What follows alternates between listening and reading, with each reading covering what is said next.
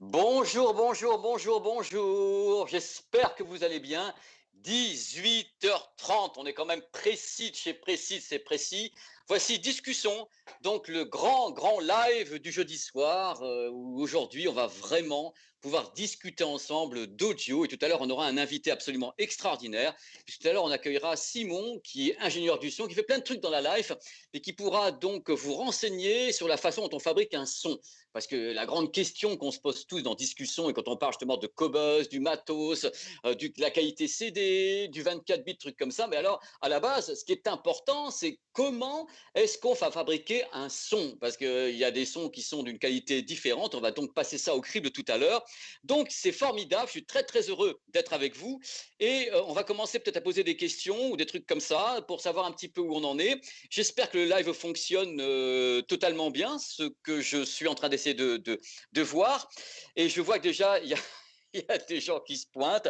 Bonjour tout le monde. Donc, je rappelle un petit peu le principe de ce qui se passe actuellement sur ce live. On va donc accueillir les gens au fur et à mesure dans les discussions. Vous allez pouvoir poser des tas de questions autour du son uniquement. Vous n'allez pas commencer à me demander si mon téléviseur Ultra HD 4K fonctionne bien, si le 8K. Non, non, pas du tout. Il faut donc rester un petit peu dans la thématique. On va parler bien sûr de tout ce qui est autour des baladeurs, des casques, des enceintes, des amplis. Tout ça est prévu. Coucou, je vois les gens arriver, donc je suis ravi. Salut Mathias, vous allez arriver. Je ne sais pas combien vous êtes, mais vous allez arriver. On va au fur et à mesure monter. Et tout à l'heure, donc pour les gens qui arrivent, parce qu'on commence à être nombreux, vers 19h, je laisserai la parole à Simon. Simon, ingénieur du son, comme c'était promis tout à l'heure sur les réseaux sociaux, sera là et Simon sera notre gardien dans la nuit, le phare qui va éclairer notre monde, le monde des ingénieurs du son. Ce métier qui fait autant rêver qu'il fait peur, parce qu'il y a quand même des mecs qui bossent très très bien et d'autres qui vous sortent des sons où vous vous dites c'est pas possible, ils l'ont vu à l'envers, ou ils n'ont plus d'oreilles. Voilà, dans tous les cas, je suis prêt à prendre les premières questions, parce qu'en effet, on commence à être nombreux déjà. Salut tout le monde, vous me dites coucou, mais moi je vous dis coucou. Alors Johan, Franck, vous vous débaroulez comme ça, presque sans crier gare. La semaine dernière, on a eu une belle session, on était quand même, au final, je crois qu'on a eu 1400 personnes qui sont passées pour poser des tas de questions. On a eu des questions un peu pointues, parce qu'il faut quand même savoir. Salut Jérôme. Il faut quand même savoir que dans les questions qu'on a autour de ce live, qui est donc réalisé en complicité avec Cobuzz et avec sonvideo.com, dont je suis que l'animateur dans ce live, il y a quand même un choc des mondes, puisqu'il y a plusieurs personnes qui posent des questions qui sont, je vais le dire comme ça, relatives à quelque chose de très grand public, avec des gens sur les questions sur les baladeurs, les casques et comme ça, et toute une frange des gens qui nous regardent. Salut David, qui nous regardent, qui vont commencer à poser des questions super haut de gamme, super haute fidélité. Et j'ai des armes fatales pour ça également, puisque dans justement ce live, vous allez également avoir des gens de Cobuzz et des gens de sonvideo.com qui pourront vous aider à un moment donné. Moi, je ne le pourrai plus, ou j'aurai pas le temps, où il y aura trop de questions. Là, on commence déjà à être 100. Salut les amis. Oh là là, les questions vont commencer à fuser. Ça serait bien de commencer à poser des petites questions, les amis, tout de suite, parce que ça serait cool pour moi, parce que dans ce cas-là, on peut vraiment prendre le temps de répondre aux questions maintenant avant d'interviewer Simon vers donc 18h50. Salut tout le monde, salut Rémi. Il y a plein de Rémi qui se pointent. Camille, salut tout le monde. Oui, ça fait plaisir de vous voir également. J'ai beaucoup d'abonnés qui sont là. Hein. C'est super, je suis très content de vous voir. Donc n'hésitez pas à commencer à poser des questions, sinon je vais vous raconter ma vie et ça va être extraordinaire. Donc, tout à l'heure, donc avec Simon, on pourra parler de qualité CD, on pourra parler d'audio iRes, de 24 bits, de DSD. Simon est un ingénieur du son et ça fait vraiment 3 émissions que je demandais à avoir vraiment un ingénieur du son pour parler de tout ça, parce que les questions sont multiples. Étant donné que si vous êtes là, vous aimez le son. Si vous êtes là, c'est qu'également vous connaissez Cobuzz, vous pouvez acheter de la musique ou en streamer pour avoir du son en qualité CD ou plus. Et vous achetez également du matos avec sonvideo.com, donc vous connaissez tout cet univers du son en haute définition ou bien en qualité CD. Voilà. Donc, hey, alors pour le moment, ah, les questions commencent. Les questions. Mathias, le DAC Ibasso DC01, moi je ne l'ai pas écouté celui-ci. Mais par contre, j'ai assez confiance en la marque, si tu veux savoir. Donc ça ne m'effraie pas si on me dit que c'est bon. Hein. Dans tous les cas, le petit DAC Ibasso. Rémi, oh là là là là là là là là là là là. Bon, alors, c'est une question qui. Rémi me pose une question qui est à la fois sur le son et à la fois sur la vidéo, donc je vais répondre également. Aujourd'hui, il me parle du lecteur Blu-ray Oppo. Il faut savoir que Oppo, c'est un lecteur de Blu-ray exceptionnel parce qu'il est très très bon en vidéo. Et également, le lecteur de Blu-ray Oppo a une excellente section audio. C'est pour ça, donc on peut en parler. Ça paraît est vraiment d'exception utilisé dans le secteur professionnel, qui est à la fois très très bon. Moi je l'ai, j'ai le 203, et je peux vous dire qu'il a d'excellentes caractéristiques en audio. Voilà, on va prendre les questions. Coucou, il y a beaucoup de monde qui se pointe là, maintenant, les amis. Hein. Donc, on a vraiment beaucoup de gens qui se pointent. On va voir un petit peu où sont les des questions. Bonjour Jean-Paul. Bonjour. Ah, très très bonne question. Une très très bonne question. Joris, tu me poses une question extra. Tu me dis, est-ce que on peut diffuser de la ARS via un réseau Wi-Fi? La question est oui. Oui, oui, tu peux. Si tu crées un réseau Wi-Fi qui n'est pas sur AirPlay, hein, parce qu'à ma connaissance, AirPlay et AirPlay 2 est limité à la qualité CD, à confirmer par les gens de Cobuzz, mais a priori, c'est limité à la qualité CD. Sinon, oui, si tu crées un réseau Wi-Fi classique, le Wi-Fi a un très haut débit. Donc, si les appareils se comprennent entre eux, tu peux les mettre en réseau et balancer un signal donc enfin qualité, ça ne veut rien dire, avec en 24 bits via le Wi-Fi. Par contre, en Bluetooth, c'est pas la même chose. Hein. Tu sais qu'il y a des codecs, on en parlera un peu différemment. Est-ce qu'on m'entend bien? Est-ce qu'il y a des coupures de son? Est-ce qu'il y a des choses comme ça? Je ne sais pas. A priori, les gens ont l'air de bien, ça a bien l'air de bien fonctionner. Bon, je vais bien. Les questions de tout le monde, est-ce que je vais bien? Je suis en pleine forme et j'espère que vous allez bien également et que tout se passe bien tout à l'heure. Donc maintenant, dans 15-20 minutes, on aura Simon qui sera à côté de nous, un ingénieur du son, qui répondra à toutes vos questions et à mes questions, parce que j'ai envie de lui poser des tas de questions, étant donné que ce n'est pas souvent que je tiens un confrère comme ça. Je vais essayer de lui tordre le cou pour savoir si on est un petit peu d'accord ou pas déjà sur la façon dont on mixe, dont on masterise et tout dans les studios, parce que j'ai ma façon aussi d'appuyer sur tous les potards, mais je ne fais pas de loudness war, tout simplement. Ah, Mathias, salut Pépé, c'est moi. Salut Mathias, on est nombreux. Comment ça? Oh là, Mathias, voilà. Est-ce que ça va? Mathias, qu'on écoute surtout en filaire avec un iPhone 10. Est-ce que, oh là là, les questions remontent de tous les côtés. C'est utile de prendre un baladeur FiO ou l'adaptateur Lightning sur Fi? J'ai envie de te dire que c'est la question que tout le monde se pose. Quand on a la théorie, et je la partage avec moi-même ou avec des confrères également, je pense qu'il y a actuellement sur le marché aucun smartphone qui ait la puissance de tir, du moins la puissance d'un baladeur. C'est-à-dire que ce qui pêche avec la plupart des smartphones, ce n'est pas forcément le DAC qui est à l'intérieur. Il peut y avoir un DAC de très bonne qualité, mais par contre, l'amplification derrière pêche souvent. C'est rare. À ma connaissance, je connais le LV 30, 40 ou 50 de LG qui est capable à peu près de le faire. C'est rare d'avoir une sacrée amplification derrière. C'est-à-dire que c'est ce moment où ça va caler. C'est-à-dire que vous avez une sacrée amplification derrière. C'est-à-dire que c'est ce moment où ça va caler. C'est-à-dire que vous allez avoir le décodage, entre guillemets, mais pas l'amplification. Donc, je te conseille d'avoir plutôt un baladeur qui, lui, en général, a une amplification différente, qui permet d'attaquer des casques qui ont une impédance un peu plus forte et qui ne vont pas caler avec des 250 ohms, des trucs comme ça. Donc voilà. Alors, qu'est-ce qui se passe après? Est-ce qu'on a Ah oui, mais c'est des questions qu'on pourra parler tout à l'heure avec, on pourra parler tout à l'heure avec Simon, qui d'ailleurs est en train d'attendre patiemment, peut-être en live avec moi, savoir un petit peu ce qu'il en est, pour savoir où on en est au niveau de la correction. Est-ce qu'il y a une correction qu'il faut activer ou pas? On en parlait tout à l'heure avec Simon. C'est très important qu'on puisse parler de la correction audio, l'égalisation, parce que quelquefois, je peux vous dire qu'il vaut mieux ne rien toucher que vulgairement faire de la merde. Donc ça, c'est mon avis, dans tous les cas. Donc, c'est une question qu'on va aborder tout à l'heure avec Simon. Je vais continuer à prendre les questions parce qu'il y en a quand même beaucoup qui ont commencé à arriver pendant que j'étais, moi, en train de vous parler. Donc, ce n'est pas facile. Et il y a un truc également important à savoir, c'est que Facebook ralentit pas mal en ce moment. J'en suis moi-même la victime. Et je vais donc essayer de suivre le flux. Mais depuis 48 heures, Facebook a des gros problèmes de débit. Voilà. Le fichier oh là là, Frédéric, là ça va faire marrer tout à l'heure Simon quand je vais le prendre dans 10 minutes. Le fichier compressé sans perte a-t-il la même qualité qu'un fichier compressé avec perte? Bah oui, on va parler tout à l'heure de tout ça parce que ça va être la thématique quand même. C'est quels sont les fichiers qui sont considérés comme fidèles ou à peu près fidèles ou prou fidèles au master, ou bien ceux qui sont avec ce qu'on appelle LOSSI, L-O-S-S-Y. Donc tout ce qui est LOSSI, est quelque chose qui est donc perte de débit de Facebook. Ne vous inquiétez pas, Quand ça vous arrive, vous rappuyez sur F5 et ça va revenir. Nous ne sommes pas responsables. C'est Facebook qui actuellement a des gros problèmes de débit comme depuis le début, parce que beaucoup de gens utilisent Facebook pour communiquer, ce qui est parfait. Mais du coup, quand on atteint 18h, 19h, ça commence vraiment beaucoup à ralentir. Julien, tu me demandes si le MQA est prévu en compatibilité avec Denon EOS. Pas à ma connaissance. Pas à ma connaissance. On pourra tout à l'heure parler justement du MQA avec Simon, qui n'est certes, à mon avis, pas le format que je préfère, le MQA, mais on pourra en parler tout à l'heure avec cet ingénieur du son. Bon, alors je vais revoir un petit peu les questions. Je pense malheureusement que ça coupe beaucoup. Nous en veuillez pas, ce n'est pas franchement de notre faute.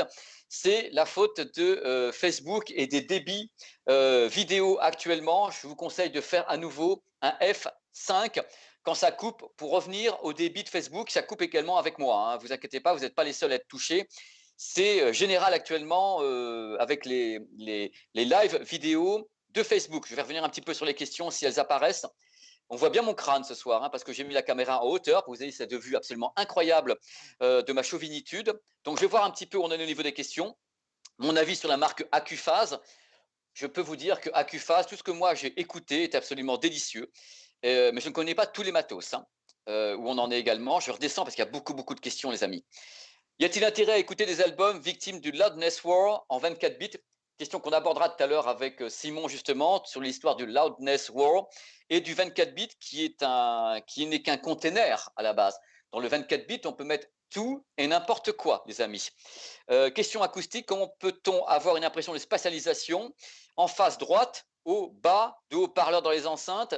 C'est magique. Oui, on va parler tout à l'heure de ça, justement, le fait qu'il y ait plusieurs haut-parleurs dans chaque enceinte et qu'on a quand même quelque chose de très fidèle, c'est normal, c'est pour séparer les fréquences.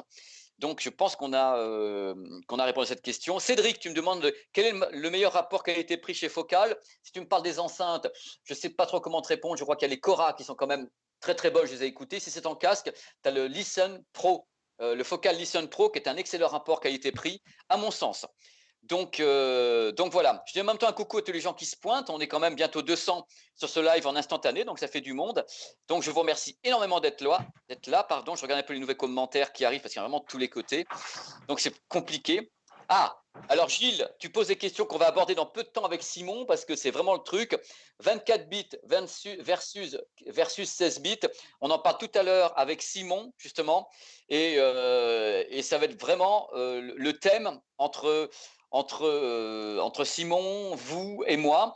Que penser d'Odirvana? Alors, Odirvana, on a reçu Damien, qui est donc le big boss d'Odirvana, dans un précédent live.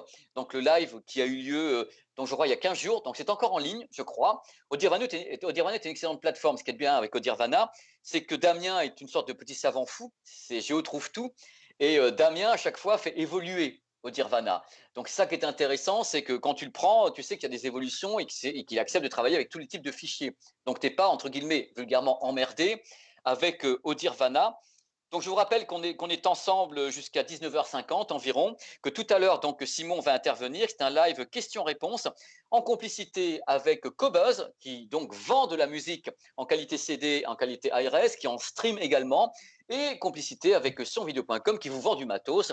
Et je suis là également pour animer les choses, jouer un petit peu le médiateur, dring dring. Et tout à l'heure, Simon viendra un petit peu s'amuser avec nous. Vincent, bonjour de Bordeaux.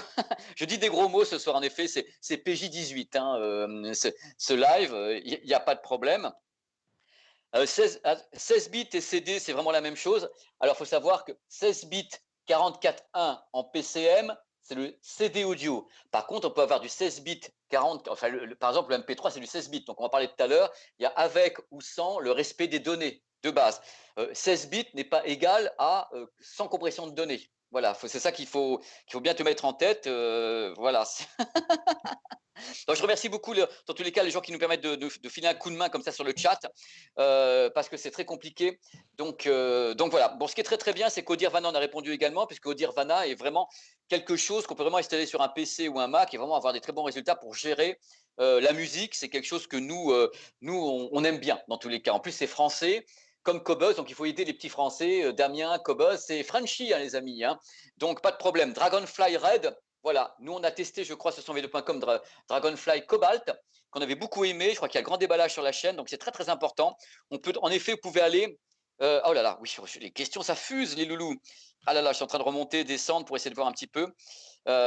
Pour tout ce qui concerne Focal, il y a vraiment l'émission de la semaine dernière qui est encore en ligne avec les questions sur Focal. Dans 5 minutes, on va prendre Simon en ligne. La question, Cédric, le M11 et le Meze 99 Classics, duo gagnant, la réponse est oui. Duo gagnant, c'est un excellent duo pour goûter de la musique en qualité CD ou bien si tu le souhaites directement avec une qualité autre, hein, donc 24 bits, donc la RS, il n'y a pas de problème là-dessus. Tu as posé la question plusieurs fois. Hein. Le Dragon Red, alors le Red, le Dragon Cobalt, je crois que c'était le Red qu'on avait fait d'ailleurs sur sonvideo.com. Je crois qu'on avait fait le Red en test. Voilà, en même temps on m'aide. Voilà. Hop, hop, hop. Merci sonvideo.com pour les réponses. Merci Cobuzz pour les réponses. Je remonte un petit peu. Il y a eu beaucoup de questions que j'essaie de, de répondre. Allez, je remonte le truc. Oh là là là là. Quotidiennement, c'est la plus-value. Le Focal Clear. Qu'est-ce que tu veux que je te dise sur le Focal Clear? C'est un excellent casque, le Focal Clear. Encore une fois, je te renvoie, je ne sais pas qui c'est, JD, voilà, je te renvoie directement pour le Focal Clear, directement à l'émission de la semaine dernière avec Mégane qui te parle du Focal Clear. Voilà, où on en est. Il y a encore plein de questions. Je remonte, là, les commentaires arrivent 6 par 6, pardon, je sais faire ce que je veux, et ce que je peux, surtout 6 par 6. Donc voilà, hop, hop, hop, hop, hop. Coucou, Demeterium, coucou, salut, salut, le cobalt. Je remonte les questions, il y en a plein. J'en ai plein, il y en a plein. Le DSD, on en parle tout à l'heure justement avec Simon. A priori, je pense que Cobuzz n'a pas prévu de faire du DSD. Donc, on reste pour le moment avec la qualité MP3 si vous le souhaitez. Ce que j'appelle la qualité CD. On va après vers la qualité iRes avec plusieurs formats de son. Hein. Je veux dire, vous avez la qualité et les codecs en même temps, soit compressif avec perte, soit compressif sans perte, soit pas compressif du tout. Là, on parle des choses qui sont, dont on parlera tout à l'heure avec Simon qui bouillonne et qui s'impatiente comme moi, parce que n'importe comment, on est d'accord sur le fait que le thème de cette émission, c'est vraiment de pouvoir parler à un ingénieur du son. Croyez-moi, vous allez trouver la perle rare. Il n'est pas barbu, il n'a pas de cheveux comme moi, mais il est très très sympa. Donc, je relance le live parce que moi-même j'ai des coupures. Que vaut le FLAC en 24 bits? Mais on va parler tout à l'heure. Que vaut le FLAC en 24 bits? La même chose que la LAC en 24 bits. Ou la même chose que l'AIFF en 24 bits. Vous n'avez pas de différence à l'oreille. Ce sont les codecs qui changent par rapport à ce que... là, elle est très très bien celle-là. Je pense qu'elle va beaucoup nous faire rire dans quelques instants. Parce que c'est très bien, Mathias, de poser des questions. Est-ce que le DSD est supérieur en qualité audio à tous les formats relatifs aux 24 bits? On va en parler tout à l'heure. Moi, je ne suis pas convaincu, mais les Japonais le sont. Dans tous les cas, eux, ils sont très convaincus que le DSD, il ne faut pas oublier tout de même que le DSD a vu son essor du côté de Sony au Japon. Hein. Ils étaient les premiers à pousser le DSD. Sony avec les SACD, avec tout l'historique de Sony, hein, qui a vraiment travaillé beaucoup autour du DSD. Ils lançaient des lignes de produits qui étaient compatibles. Et ils sont toujours, de toute façon, au taquet au Japon autour du DSD. Ils continuent à produire des SACD sur place. Donc voilà. Je pense quoi de la marque Système Audio? Eh bien, écoute, je ne la connais pas assez pour t'en parler, donc c'est une abomination, j'en suis confus. Donc, je vous rappelle que le live va durer jusqu'à 19h50 et que si ça coupe, malheureusement, ce n'est pas de notre faute actuellement que Facebook est très, très ennuyé par les pertes de débit. Moi, j'ai des problèmes de débit dans ma vie privée avec Facebook en permanence. Donc là, tenter un live, c'est Warrior et nous sommes des Warriors directement, il n'y a pas de problème là-dessus. Accuphase, je pense que si tu as les sous pour investir, c'est pas un mauvais choix du tout. Hein. Je répète ta question du tout. Hop, je remonte parce que là il y a Cobus qui répond en même temps. J'ai souscrit à Tidal. Oh là, oh là, oh là mon gars. Qu'est-ce que tu as? Moi, sur ça, je suis journaliste. Moi, je suis neutre. On va lire ta question quand même. Alors, j'ai souscrit à Tidal car Cobuzz n'est pas sur mon Marantz. Eh ben, c'est un message en même temps. Et je trouve que le son est pourri. Non, je rigole. Je sais même pas. Est-ce que c'est la même qualité audio? Tidal ne fonctionne pas avec. Il fonctionne avec le MQA, qui est un autre format. Je vais te résumer ce que fait le MQA. Le format de Tidal, tu as 13 bits audio qui ne sont pas compressés. Et autour des 13 bits audio, tu as le reste où on compresse autour des 13 bits audio. Mais c'est différent par rapport à ce que fait Cobuzz, puisque Cobuzz permet d'avoir l'intégralité du signal. Il n'y a pas de compression de données, entre guillemets, avec du Wave ou bien de la LAC ou des choses comme ça. Le MQA, en FLAC, le MQA, lui, a une partie compressive autour des 13 bits qui est le noyau. C'est le principe du MQA. J'ai des ingénieurs du son autour de moi qui trouvent que ça ne s'entend pas. Il y a des choses qui s'entendent. Enfin, on va en parler tout à l'heure avec Simon. Moi, personnellement, à l'oreille, je n'ai pas vraiment senti quelque chose de gigantesque. Le seul truc que je me demande, c'est pourquoi est-ce qu'on utilise le MQA dans un monde où tout le monde utilise autre chose. C'est plutôt ça qui m'ennuie. Sachant que déjà tout le monde se perd avec tout, et en plus on rajoute des formats par-dessus qui sont des formats propriétaires de Meridian en Grande-Bretagne, c'est un petit peu compliqué. Donc après, bien sûr, on a entendu le message concernant Marantz et Cobuzz, c'est à eux de répondre sur ce qui se passe. Alors la question sur le FiiO, excuse-moi, je vais essayer de parler vite parce que je fais qu'il y a beaucoup de questions avant que Simon intervienne. La question avec le FiiO, je crois, non, le Fidelio X2 ou le Beyer DT 990, moi j'aime beaucoup le Beyer. J'ai toujours beaucoup aimé le Beyer parce que je m'en sers en professionnel. Par contre, un son un peu plus hi-fi, en effet, le Philips, le Fidelio est plus hi-fi que le Beyer. Voilà, c'est comme ça que je le ressens, mais ça n'engage que moi, dans tous les cas. C'est ce qui, voilà. Ah, on va faire intervenir la question sur la dynamique du 24 bits, la dynamique du 16 bits. On en parle dans exactement 3 minutes avec Simon, ingénieur du son.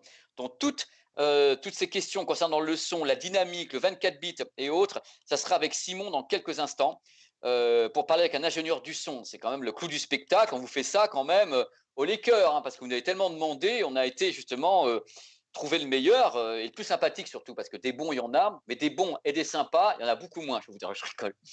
Je n'ai que des confrères sympathiques. Ouais, il y en a qui sont plus ou moins sympas quand ils parlent, c'est-à-dire il y en a, ils vont très très loin et tu comprends rien, mais au moins Simon, on comprend.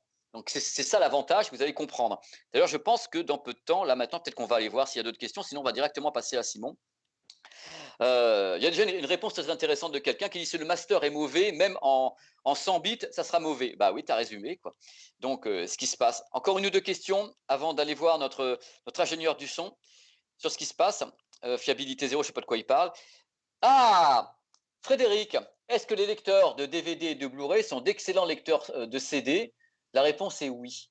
Alors, je vais t'expliquer pourquoi. Déjà, ce que j'ai toujours pensé concernant les lecteurs de DVD et les lecteurs de Blu-ray disc notamment, surtout notamment Blu-ray disc, parce que la mécanique de lecture d'un Blu-ray ainsi que son système de lecture est extrêmement précis. Je vous explique pourquoi. Parce que la lecture d'un CD, tu as entre guillemets un sillon qui est plus large que le Blu-ray disc. Donc, si un système de lecture, c'est-à-dire tout ce qui est la lecture, la mécanique, le bloc de lecture est capable de lire correctement un CD, un Blu-ray disc, alors que le pas est très fin et que le sillon est très petit, il va avoir une précision de lecture du CD audio absolument fabuleuse.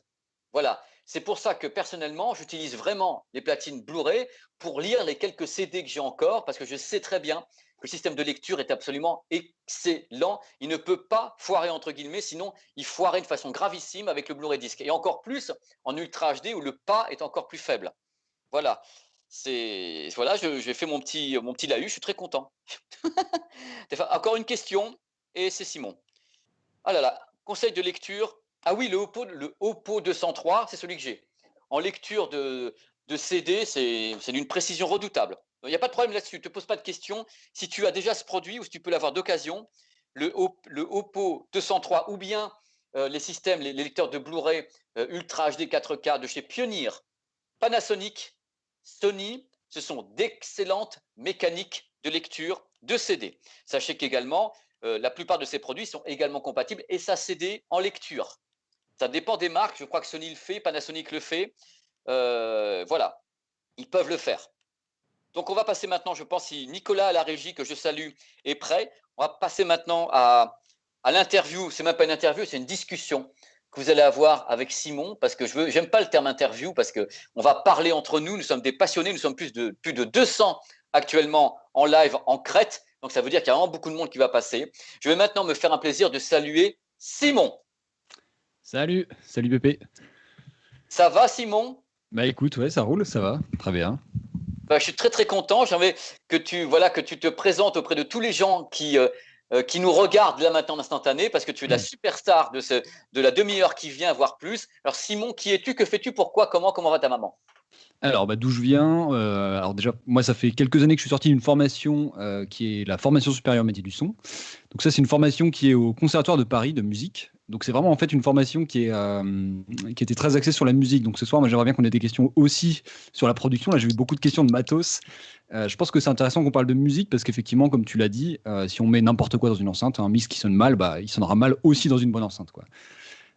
Voilà, donc formation très axée sur la musique avec des cours aussi bien d'arrangement, de musique, d'orchestration, d'écriture qu'après des cours studio, donc vraiment comparaison de microphone, comparaison de préampli, tous ces trucs-là. Des cours de mix bien entendu, et puis après cours de direction artistique. C'est aussi une partie qui prend, je pense, beaucoup d'importance aujourd'hui pour les ingé sons. L'ADA, c'est-à-dire être capable de guider aussi les musiciens dans les prises.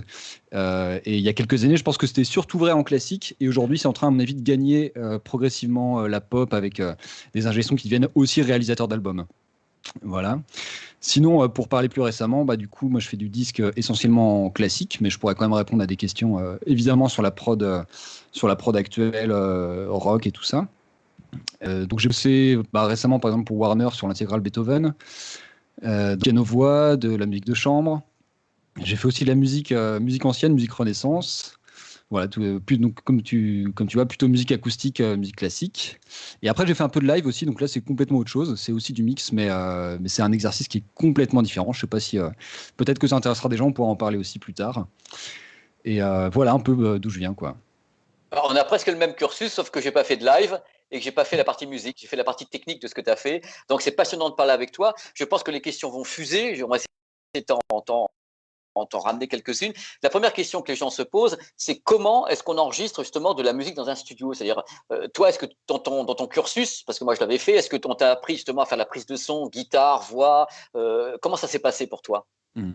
Alors je pense ce qui est assez important, en tout cas moi c'est mon approche, c'est quand je me retrouve face à une source sonore, c'est surtout pas de commencer par placer le micro par réflexe ou quoi, tu vois, c'est-à-dire tu t'approches de la source et puis tu dis bah ok comment ça sonne ici, comment ça sonne là, tu tournes un peu, hop tu te rapproches, basse, tu vas chercher un petit peu à quel endroit ça sonne bien et voilà en fait c'est ton oreille qui te guide, t'amènes le micro à cet endroit-là, après c'est des allers-retours en cabine, tu écoutes ça, tu vois, tu bouges de 2 centimètres, tu fais ok c'est mieux ou pas d'ailleurs et du coup tu reviens dans la position initiale.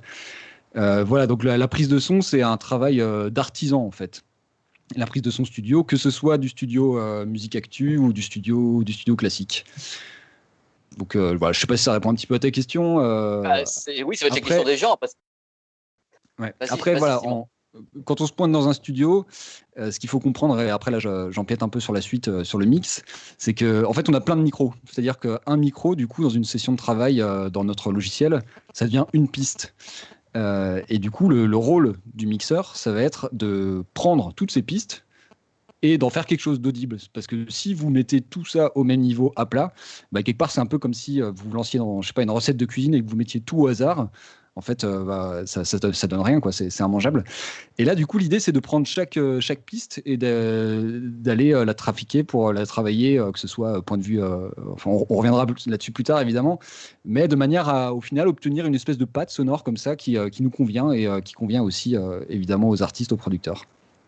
Alors justement, dans ton métier, toi, quand tu commences à faire la prise de son, quand tu commences justement à gérer tout ça, à t'assurer que le meilleur son possible de la prise enfin les guitares, tout ça, quelle est l'intervention justement, à la limite peut-être du producteur ou de l'artiste sur ton travail? Est-ce que eux te laissent gérer en disant bon voilà, tu as toutes les pistes et on te laisse faire, ou est-ce que vraiment ils te guident, ils te conseillent, ils t'obligent? Comment ça se passe? En fait, ça va beaucoup dépendre des cas, parce que tu vas avoir des cas où le producteur est, je sais pas, est un fada de son et très calé là-dedans, a de l'oreille. Et à ce compte-là, tu peux avoir des remarques pertinentes. Des fois, tu vois, tu peux partir dans la mauvaise direction, et puis lui te réaiguille, tu vois, il te dit, mais non, ouais, ça, c'est vraiment pas le style de groupe, c'est vraiment pas ça qu'on cherche. Donc il peut y avoir ce cas de figure. Il peut aussi y avoir le cas de figure où c'est l'inverse. C'est-à-dire que tu as une personne qui cherche absolument à te donner un avis, et en fait, c'est contre-productif, et du coup, tu dois essayer toi, de ménager un peu les susceptibilités, donc c'est-à-dire faire la psychologie, quoi, essayer de faire croire que tu vas dans son sens alors que non. Donc c'est aussi ça, parce que le son, c'est très subjectif, et surtout au stade de la prise de son où en fait, tu n'as pas du tout le rendu final. Comme je disais tout à l'heure, avant le mix, c'est très compliqué de se projeter. Et d'où l'intérêt justement d'avoir une personne qui est habituée à faire du mix, parce qu'il est capable de se dire, OK, actuellement ça sonne comme ça, mais avec l'ajout des reverbs, des compresseurs et compagnie, je peux me projeter là-dedans.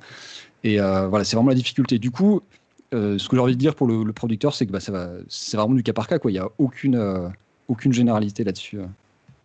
Et quand tu travailles, donc tu as des gens qui sont en train de faire du live devant toi ou qui enregistrent un instrument par un instrument. Est-ce que toi, par exemple, sur les voix, par ton expérience, il y a des gens qui utilisent vraiment allez, parce que je vois la question arriver tout le temps, beaucoup de systèmes pour améliorer le son d'une voix, ou est-ce que toi, tu as vu plutôt que c'était assez cru? Est-ce que globalement, on t'oblige à faire de la bidouille, globalement, ou on te laisse sans en faire?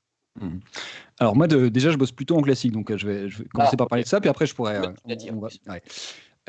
en classique, on est finalement, au moment de la prise de son, assez proche du rendu final par rapport à la production musique actu, où là, il y a beaucoup plus d'influence du mix, tu vois, parce qu'il va y avoir du rajout de reverb, de compresseurs, d'effets, de distorsion, de tout ce que tu veux. En classique, finalement, on essaye de se placer au moment des balances, c'est-à-dire au moment où on place les micros, où on écoute, on commence à faire quelques petits ajustements dans notre logiciel.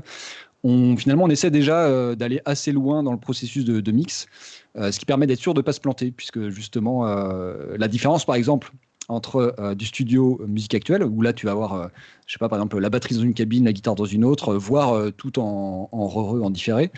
La différence, c'est qu'en classique, ça se passe tout en même temps et dans la même pièce.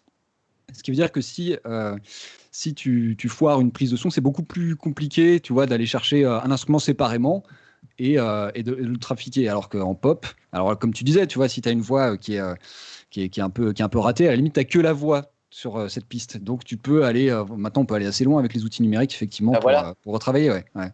C'était la question qui est posée, parce qu'en fait, toi, quand tu travailles en classique, tu as une sorte de résultat global immédiat, tandis qu'après, en pop ou en rock, tu vas utiliser, les gens ont peut-être vu à la télévision, la batterie derrière des vitres, des trucs comme ça qui permettent d'isoler les choses et peut-être mieux gérer. Et toi, tu as vraiment, entre guillemets, un boulot plus compliqué, quelque part, au moment de la prise de son de musique classique. Alors, je relis un petit peu les questions. Quand tu enregistres, justement, les gens ont du mal à savoir. Donc, toi, tu fais la prise de son. Après, il y a tout ce qui a le mixage. Ça prend combien de temps, l'étape complète entre une prise de son, disons, réussie, au moment où tu vas balancer le master mixé, tu dis, voilà, c'est OK. Alors là aussi, il y a plein de facteurs. Premier facteur, c'est quelle est l'échéance. C'est-à-dire que si le producteur te dit qu'il faut que ce soit rendu la semaine prochaine, bah, tu on dit qu'il n'y a pas d'échéance. Voilà. On dit que toi, tu as le temps de travailler. Ensuite, tu as le facteur à quel point les prises ont été réussies. Tu vois, c'est-à-dire si ça nécessite beaucoup de montage ou pas. Un montage, il faut savoir qu'en musique classique, il y en a quand même beaucoup, contrairement à ce qui peut être véhiculé, ce qui peut être ressenti. En pop, il y en a beaucoup aussi, mais voilà, c'est plus intuitif. On a plus, je pense, ce sentiment-là pour la pop, que ce soit un peu plus travaillé, un peu plus découpé, quoi. Donc en tout cas, le processus complet, je dirais que ça peut prendre entre 6 mois et 1 an, mais en allant vraiment jusqu'à la parution, c'est-à-dire en comptant le moment où à la supply chain de Cobuzz, récupérer les fichiers et ça va partir en ligne. Tu vois, le bout de la chaîne, quoi. Tu vois, le bout de la chaîne. Je pense que vraiment, il faut répéter. Je pense que vraiment, il faut répéter et 1 an entre 6 mois et 1 an. Vraiment, c'est travail lourd. Les gens se rendent peut-être lourd. Les gens se rendent peut-être. Alors, après 6 mois et 1 an, c'est pas toutes les personnes enfermées dans la même pièce à bosser en continu. C'est ça. Tu vois, tu envoies par exemple un premier rendu de montage et des fois, tu vas attendre plusieurs semaines avant d'avoir des corrections, c'est-à-dire des musiciens qui vont me dire non, bah ça va pas, ou un producteur qui dit là-dessus, il va falloir me faire quelque chose. Et du coup, voilà, c'est pour ça que je te dis que ça dépend aussi de facteurs extérieurs à l'ingé son. C'est que quelque part, tu dépends des validations des autres, quoi. Et c'est pour ça que le processus, finalement, est très long, mis bout à bout.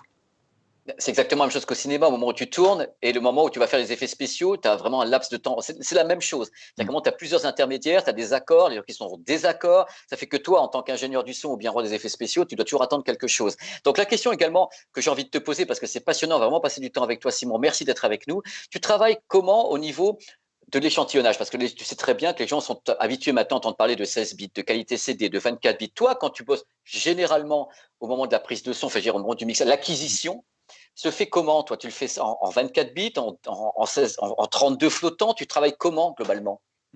Alors moi, je travaille à la prise de son, c'est-à-dire vraiment au moment où j'enregistre sur mon ordi, les prises. Là, je suis en 96 kHz et 24 bits. Voilà, c'est en 24, 96. Voilà. 2496. Et du coup, ça, c'est le master le plus haut que je livre. Je pourrais tourner en 792, mais pour l'instant, on me l'a pas demandé. Du coup, je fonctionne comme ça. Et après, effectivement, il y a alors on va pas dire dégradation, mais en tout cas, on passe sur la qualité CD pour ça. De toute façon, aujourd'hui, c'est indispensable de livrer toujours un master CD. Et après, ça va dépendre des labels. Il y en a qui ont demandé les masters, qui vont gérer ça eux-mêmes. La partie downsampling, C'est voilà. ce que je voulais te poser comme Ouais. question. Est-ce qu'on demande à l'ingénieur du son qui a justement travaillé le master, c'est toi qui l'as fabriqué, ce master en 24 bits, 96 kHz, est-ce qu'en effet, c'est pas plus logique qu'on demande à l'ingénieur du son de faire la version en 16 bits? Bah ça, ouais, encore une fois, ça va dépendre des labels. Il y en a qui vont demander tous les formats, il y en a qui vont demander le master de plus haute qualité et qui vont se charger eux-mêmes de réduire le son. Moi, mon avis, c'est qu'effectivement, ce serait plus logique que ce soit l'ingé son qui s'en charge, puisqu'elle était dans le processus de mastering. Donc l'ingé mastering, hein, pour le coup, pas le Oui, mixeur. l'ingé mastering, j'entends bien. D'ailleurs, on reviendra là-dessus après. Ouais. Oui, on peut le faire maintenant parce que tu en as parlé. Ça serait bien d'expliquer l'ingé son, l'ingé mastering. Ça serait bien de séparer un petit peu les choses, si tu le veux bien, Simon. Ouais. Et juste pour compléter, avant de revenir là-dessus, pour compléter sur ta question, je sais qu'il y a des ingé sons, par exemple, qui travaillent leur master directement en 16 bits, tu vois, c'est-à-dire directement dans la qualité CD, 44.1.16. Et même si au final ils exportent, c'est-à-dire qu'ils réduisent dans leur système d'écoute, en revanche, dans leur session de travail, ça reste le master iRes. Ce qui permet finalement de se projeter dans le résultat du disque pour travailler directement dans la qualité qui est la plus écoutée. Voilà. Après, les puristes de l'ARS, évidemment, seront peut-être un petit peu déçus par ça. Encore une fois, ça concerne qu'une partie des ingé sons. Une partie assez large, parce que les gens quelquefois se font toujours des idées, quelquefois même moi qui suis allé dans les labos comme toi, dans les studios, quelquefois j'ai même vu des gens qui utilisaient des casques qui n'étaient pas terribles. Enfin, c'est un autre problème. Maintenant, on va revenir à la question initiale, parce que ce que tu dis est absolument passionnant. C'est-à-dire, voilà, c'est cette partie-là que les gens ont besoin de comprendre également, Simon, s'il te plaît. Alors, en gros, je pense que dans le mastering, il y a deux aspects. Il y a l'aspect purement technique, c'est-à-dire que c'est le dernier maillon de la chaîne, et donc ce qu'il envoie, c'est ce qui est pressé, quoi. C'est-à-dire que donc il peut pas y avoir de bourde dans le master, sinon c'est foutu, c'est pressé en je sais pas combien de milliers d'exemplaires, et donc ça, voilà. Sauf si on demande la vérification au pressage, ce qui est possible. Mais voilà, donc déjà il a cette responsabilité-là quand même, et je pense que c'est intéressant que ce soit une autre personne que le mixeur qui l'ait, puisqu'il a un regard vraiment extérieur. C'est-à-dire, faut prendre, mettons un thésard, par exemple, qui a bossé 3 ans sur sa thèse. Je pense qu'au bout d'un moment, il n'en peut plus et il a pas envie de se retaper la relecture pour faire ses fautes, donc il a besoin de confier ce travail à quelqu'un d'autre. Bah là, il y a quelque chose qui est de cet ordre-là. C'est-à-dire que quand tu sors d'un mix, c'est un processus qui dure longtemps, qui peut être usant. On sait que quand on écoute plusieurs fois un mix qui présente un défaut, très vite, on peut s'y habituer. Ce qui veut dire que tu peux le laisser passer à la trappe. Et donc, c'est vraiment hyper intéressant que tu aies une personne extérieure qui soit là, qui dit non, mais attends, là, sur ton truc, ça va pas, t'as craqué. Et du coup, voilà, c'est vraiment cette personne extérieure qui va pouvoir soit te demander de faire un ajustement donc directement dans ta session de mix, soit qui va avoir la possibilité, je sais pas, ça peut être par exemple t'as mis trop de graves sur ta contrebasse. Ton grave il bave dans les enceintes, ça fait une espèce de bouillie. Et du coup, l'ingé mastering, il va pouvoir essayer de rectifier ça, un petit coup de couteau comme ça dans le grave, hop, et là, ça devient plus clean pour l'auditeur, quoi. Donc voilà, c'est vraiment le dernier maillon de la chaîne, celui qui vient enlever des choses là où il y en a en trop. S'il y a peut-être un son un peu trop agressif, tu vois, il va essayer d'arrondir ça. Ou à l'inverse, si tu as quelque chose qui est un peu mou, il peut essayer d'aller jouer sur de la dynamique, un compresseur par bande ou pas, compression parallèle ou pas, pour tenter de donner quelque chose d'un peu plus punchy. En même temps, là, tu me parles, les démarches est quand même à la fois technique et artistique, c'est-à-dire qu'à un moment donné, quelqu'un a livré ce master. Après, l'ingénieur de mastering va soit rattraper, parce que j'ai envie d'employer le mot rattraper quelque chose, parce que tu vas rattraper quelque chose qui n'a pas choqué l'ingé du son parce qu'il a bossé dedans et qu'il n'en pouvait plus et qu'il n'est pas capable d'avoir peut-être le recul pour voir son œuvre. Et là, il va rattraper quelque chose, mais il le rattrape en étant conscient qu'il touche à quelque chose, mais dans ce cas-là, il touche quelque chose. Parce que j'essaie de faire comprendre, mais il y a un aspect artistique quand même à la base. Qui va lui dire quelles sont ses limites à l'ingénieur mastering? Alors, en fait, j'ai envie de dire, justement, là, tu mets le doigt sur un truc, c'est que si la technique, ce serait rectifier ce qui ne va pas, tu vois, c'est-à-dire ce qui est vraiment de l'ordre de la faute. Et ensuite, il peut y avoir un parti pris, et là, on rentre dans quelque chose qui est artistique, c'est-à-dire, moi, j'ai envie que ton mix il soit plus punchy, quoi. Et effectivement, là, c'est un parti pris, et c'est lui qui assume.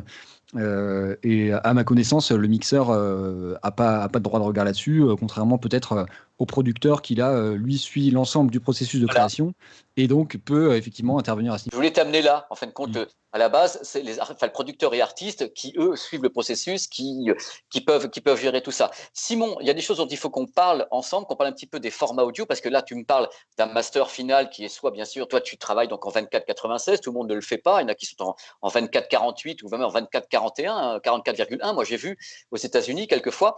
Donc là, après, on va parler un peu de format. Donc toi, est-ce que tu peux nous expliquer un petit peu les différences? Je vais demander une question un peu compliquée, hein. La différence qu'il peut y avoir, toi, en tant qu'ingénieur du son, entre le 24-96 que tu travailles et ce qui sera ramené après en 16-44-1, toi, tu estimes que la différence, elle se trouve où? Au niveau de l'oreille, au niveau des harmoniques ou un truc comme ça? Elle se trouve où cette différence? Alors moi, personnellement, je vais commencer par dire que je suis pas un complètement fan absolu voilà, d'ARS ou de très haute fréquence et DSD. Mais néanmoins, oui, il y a quand même... on peut essayer de dire où est-ce que ça peut avoir un impact de passer sur du 24. Par exemple, il y a un exemple un jour qui m'a frappé. Donc j'étais en stage chez Deezer à l'époque et on a fait un... Vous voyez pas de quoi je parle. Et donc on a fait un test à l'époque. C'était donc un gars de la R&D qui diminuait progressivement le nombre de bits sur lequel c'était encodé. Hein? Donc on est parti du 16 et on est descendu jusqu'à 8 et puis après à 4. Donc évidemment, il y a un moment où ça devient crado, mais ce qui est intéressant, c'était de voir ce qui disparaissait en premier.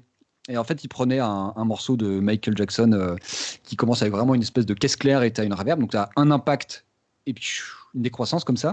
Et en fait, ce que tu perds, c'est vraiment la fin de la décroissance. Plus tu descends et moins tu entends de reverb. Et en fait, ça s'explique par le fait que le 24 bits te permet d'encoder plus de détails. C'est-à-dire, c'est le plus petit pas que tu vas pouvoir encoder. Donc ça se comprend. On comprend assez bien là, que c'est vraiment dans le détail. Donc par exemple, la fin d'une réverbération ou des choses assez fines qui va pouvoir se jouer quelque chose, quoi. Mais vraiment, je trouve que cet exemple, si on raisonne dans l'autre sens, c'est-à-dire pas en montée mais en descendant sur du 8 et 4 bits, là, ça m'a permis vraiment de comprendre à quel niveau est-ce qu'il pouvait y avoir des différences. Alors, je dis pas évidemment qu'il faut écouter du 8 bits, hein, mais ce que je veux dire, c'est que ça permet d'imager, en fait, tu vois, cette dégradation. Plus, il y a des tas de crowbars qui existent sur Internet où on voit bien justement où ça devient carrément difficile. Alors le truc, moi j'ai besoin également de comprendre. Là, tu as expliqué d'une façon claire ce que pouvait apporter ou pas le 24 bits pour les gens. Est-ce qu'on peut parler un peu de la dynamique? Est-ce que la dynamique, le niveau de dynamique est exactement le même quand tu travailles en 24-96 et quand tu travailles en 16-44-1? Est-ce que la dynamique, le pas de dynamique est le même ou est-ce qu'on part en marche arrière aussi? Alors, il y a une dynamique qui est évidemment théoriquement plus grande sur le 24 bits. Moi, personnellement, mon avis là-dessus, c'est que ça n'a pas d'intérêt sur tous les types de musique. C'est-à-dire que si tu prends par exemple, je sais pas, des morceaux qui ont des dynamiques très compressées, et j'ai vu qu'il y avait une question d'ailleurs tout à l'heure. Ouais, mais il y en a plein. Voilà.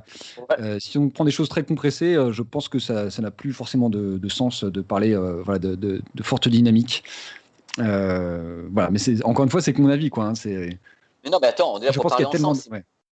Moi, la question qui me brûle les lèvres par rapport à ton discours, c'est est-ce que tu trouves, toi, de façon neutre en tant qu'ingé son, qu'il y avait peut-être auparavant, on va dire il y a 20, 30, 40 ans, avec des enregistrements analogiques par Pink Floyd et autres, une dynamique qui était plus large que ce que l'on fait maintenant globalement? Elle est bien ma question, hein. T'es content? Ouais, je suis content avec ça. Est-ce que tu veux bien la reformuler une fois là? La reformule avant, une fois, je te la fais quand tu veux. Justement, on partait du principe que certains groupes que je viens de préciter, donc Pink Floyd, il y a en même temps Alan Parsons Project, donc des gens qui travaillaient vraiment le son dans les studios pendant des mois ou autres, avaient une très large dynamique, c'est-à-dire vraiment une amplitude gigantesque à l'enregistrement. C'était quelque chose qu'on faisait naturellement en studio auparavant. Est-ce que tu penses que cette façon de faire, donc un peu à l'ancienne, est quelque chose qu'on trouve beaucoup moins actuellement sur les productions?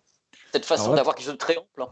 peut-être que je vais casser un mythe pour certains, mais par exemple, si on prend le vinyle, on sait que la dynamique elle est bien moins importante que sur le CD, Ah la oui, dynamique théorique qu'on peut encoder. savent. Voilà. Non, mais ce que je veux dire par là, c'est qu'on peut des fois idéaliser les vieux enregistrements. Et en fait, s'ils nous paraissent si agréables à l'oreille, c'est pour d'autres raisons. Et c'est justement parce que ça a été déjà enregistré aux petits oignons, mixé aux petits oignons. Et que voilà. Et en plus de ça, je pense qu'on prenait un temps avant en studio qu'on prend peut-être un peu moins maintenant. Et du coup, je pense pas que ce soit pour des questions purement techniques de nombre de bits ou de fréquence d'échantillonnage. Personnellement, c'est vraiment, à mon avis, une histoire de parti pris dans la production, de qualité de micro, qualité de préampli. Voilà, mais peut-être que c'est l'ingé son qui parle. C'est la gestion, j'interview, j'ai signalé quand même, Simon, donc il n'y a pas de problème là-dessus. Alors, non, l'idée, c'est maintenant que les gens essaient d'un petit peu de voir également quelle est ta position en tant qu'ingénieur du son quand on parle de ce qui est mainstream. Alors, le mainstream, c'est quoi? C'est qu'en fin de compte, tu vois, tu travailles, tu pars en 24 bits, 96 kHz. Après, bon, la plupart du temps, tu sais très bien que le master va être globalement diffusé en qualité, ce qu'on appelle la qualité CD, et même en dessous. Alors, toi, en tant qu'ingénieur du son, quand tu entends parler du MP3 ou de la plupart de la consommation qui est en MP3, ou AAC, quelle est ta position d'ingénieur du son par rapport à ce type de codec compressif? Moi, j'aurais un point de vue qui est que quand on a la possibilité d'écouter en bonne qualité, autant le faire. C'est-à-dire, on va pas chercher à dégrader la qualité pour rien. En revanche, s'il fallait choisir entre ne pas avoir la place pour stocker tous les albums qu'on veut, parce que dans le métro, on a envie d'écouter de la musique, et donc être sur de la super IRS sur son téléphone, moi, je priorise plutôt l'artistique et voilà, c'est mon choix. Maintenant, effectivement, quand on a la possibilité chez soi d'écouter dans de bonnes conditions, alors autant aller vers voilà, vers du stream en qualité CD, vers ce qui est possible aujourd'hui, d'autant plus qu'on est beaucoup moins limité en termes de capacité de stockage.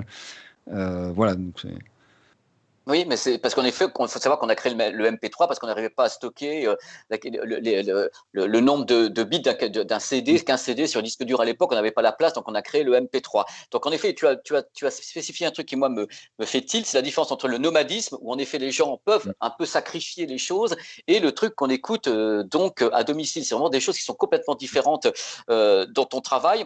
Est-ce que tu as des anecdotes que tu pourrais me citer d'enregistrement, de moments où il s'est passé des trucs, ou par exemple, je sais pas, tu as peut-être foiré quelque chose, tu peux nous le dire sans donner l'artiste, des trucs, toi, des configurations techniques où tu pensais que ça allait marcher. Et on parlait tout à l'heure de ce qu'on appelle le loudness war, avec justement le côté dynamique écrasé. Est-ce que toi, tu as reconnu dans ta carrière des trucs qui étaient très moyens, ou que tu n'as pas réussi à faire techniquement jusqu'au bout?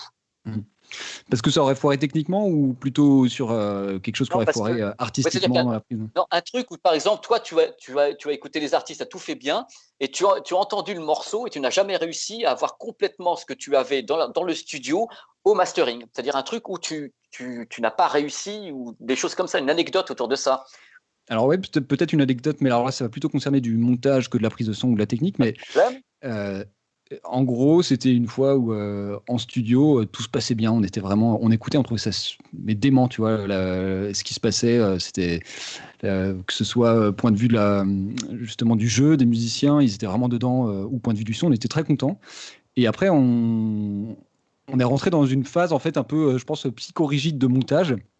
À la fois le musicien et moi, ce qui est étonnant parce que des fois, justement, l'un permet de compenser les abus de l'autre. Et là, on est rentré vraiment dans une découpe millimétrée. Mais bon, c'était dément. C'était sur la contrebasse, c'était note à note, quoi. Et en Ouais. fait, à la fin, on s'est rendu compte que ça sonnait, bah voilà, ça sonnait tout pourri, quoi. Et que finalement, on avait agi un peu mécaniquement, tu vois. C'est-à-dire, on s'était dit, bah voilà, il faut découper, il faut découper. Et en fait, on a réécouté la prise originale, non montée, et là, on s'est dit, ok, bah voilà, fallait garder ça, quoi. Donc quelque part, c'est tout ça pour dire que je pense que c'est vraiment le son, et que ce soit dans la prise de son, que ce soit dans l'écoute chez soi, un son dans lequel il faut lutter contre les habitudes. C'est-à-dire ne pas faire les choses, tu vois, par routine. C'est-à-dire, c'est pas parce que quelqu'un vous a dit quelque chose, ça marche, ou parce que vous avez expérimenté une fois et que ça marchait, qu'il faut reproduire ça systématiquement. Il faut sans arrêt se remettre en question. Et je trouve que c'est aussi ce qui est intéressant dans le métier, en fait, d'ingé son, c'est qu'une chose qui a marché une fois ne marchera pas forcément.